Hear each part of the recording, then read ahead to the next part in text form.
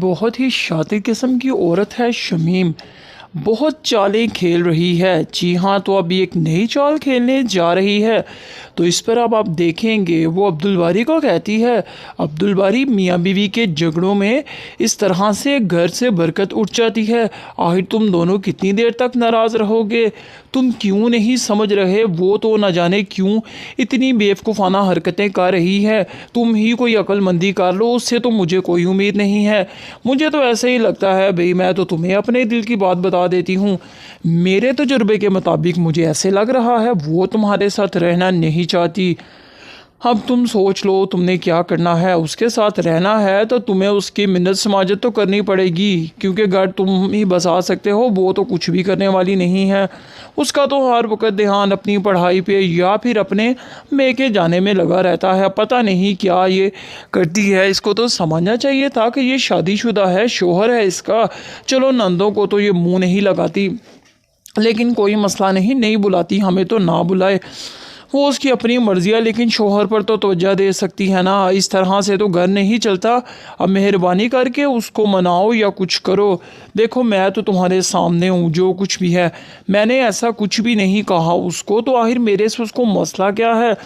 الٹا میں گھر کے سارے کام بھی کر دیتی ہوں، سارا کچھ کر دیتی ہوں، پھر بھی اس کو سکون نہیں ہے۔ تم ہی اب کچھ کر سکتے ہو، میرے ہاتھ سے تو کچھ نہیں ہے۔ میرے سے جو ہو سکا تھا میں نے تو اس کی منتیں بھی کی، اس کو پیار سے بھی سمجھایا، لیکن نہیں۔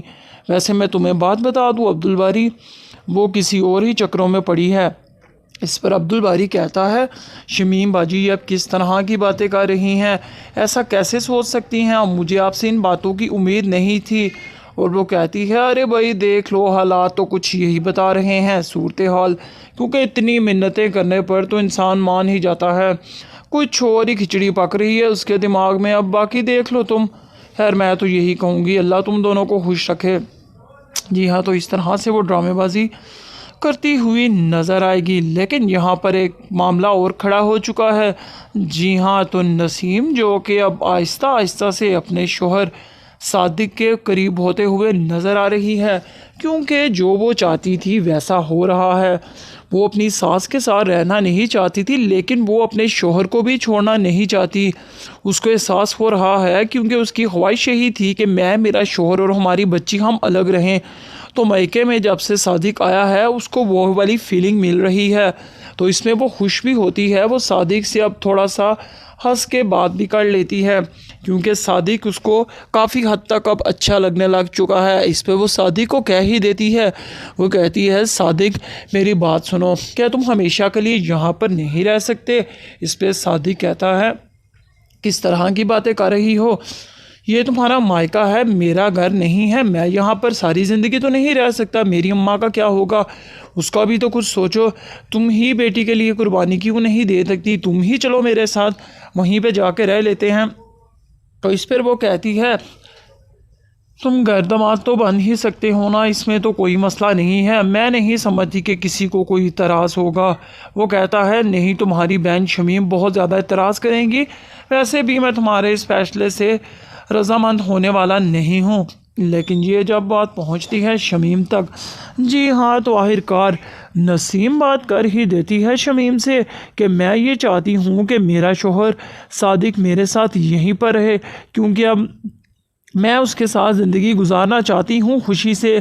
آپ ہی چاہتی تھی نا کہ میں اور صادق ایک دوسرے کے ساتھ خوش رہیں، تو میں ایسا ہی کرنا چاہتی ہوں، اس کو یہاں پر رہنے کی اجازت دے دیں۔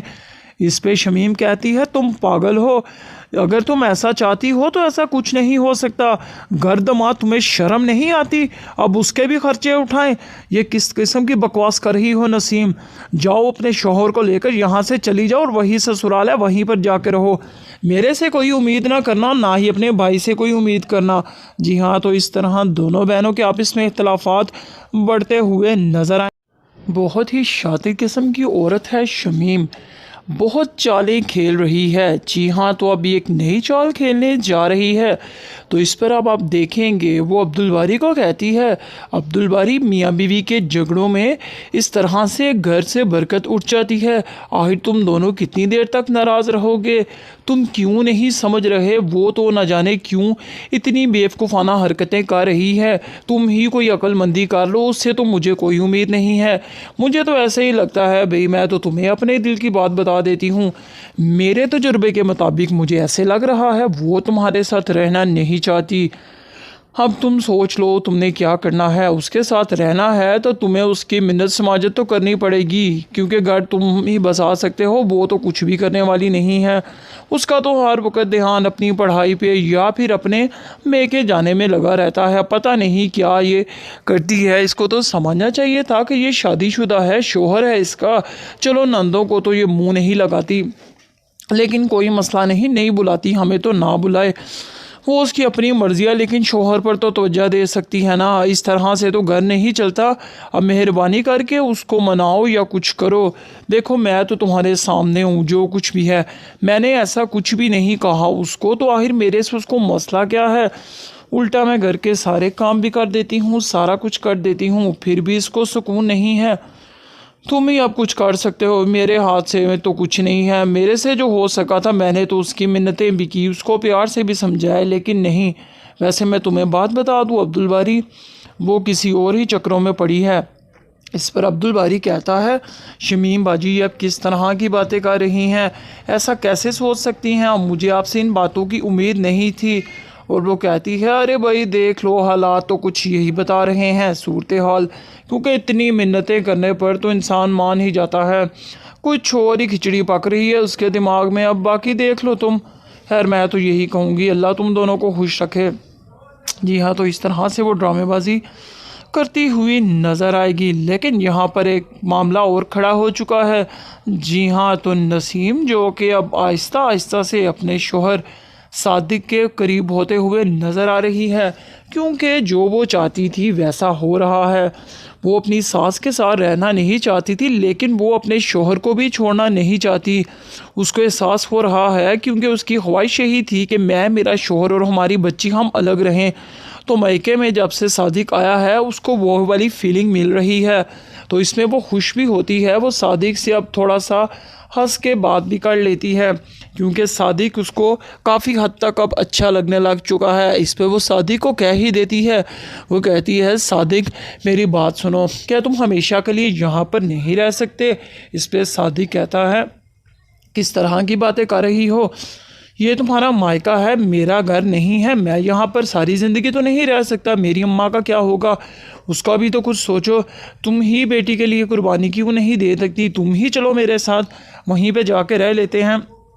تو اس پر وہ کہتی ہے، تم گھر داماد تو بن ہی سکتے ہو نا، اس میں تو کوئی مسئلہ نہیں ہے، میں نہیں سمجھتی کہ کسی کو کوئی اعتراض ہوگا۔ وہ کہتا ہے، نہیں، تمہاری بہن شمیم بہت زیادہ اعتراض کریں گی، ویسے بھی میں تمہارے اس فیصلے سے رضامند ہونے والا نہیں ہوں۔ لیکن یہ جب بات پہنچتی ہے شمیم تک، جی ہاں، تو آخرکار نسیم بات کر ہی دیتی ہے شمیم سے کہ میں یہ چاہتی ہوں کہ میرا شوہر صادق میرے ساتھ یہیں پر رہے، کیونکہ اب میں اس کے ساتھ زندگی گزارنا چاہتی ہوں خوشی سے۔ آپ ہی چاہتی تھی نا کہ میں اور صادق ایک دوسرے کے ساتھ خوش رہیں، تو میں ایسا ہی کرنا چاہتی ہوں، اس کو یہاں پر رہنے کی اجازت دے دیں۔ اس پہ شمیم کہتی ہے، تم پاگل ہو، اگر تم ایسا چاہتی ہو تو ایسا کچھ نہیں ہو سکتا۔ گھر داماد، تمہیں شرم نہیں آتی؟ اب اس کے بھی خرچے اٹھائیں؟ یہ کس قسم کی بکواس کر رہی ہو نسیم؟ جاؤ اپنے شوہر کو لے کر یہاں سے چلی جاؤ، اور وہی سسرال ہے، وہیں پر جا کے رہو۔ میرے سے کوئی امید نہ کرنا، نہ ہی اپنے بھائی سے کوئی امید کرنا۔ جی ہاں، تو اس طرح دونوں بہنوں کے آپس میں اختلافات بڑھتے ہوئے نظر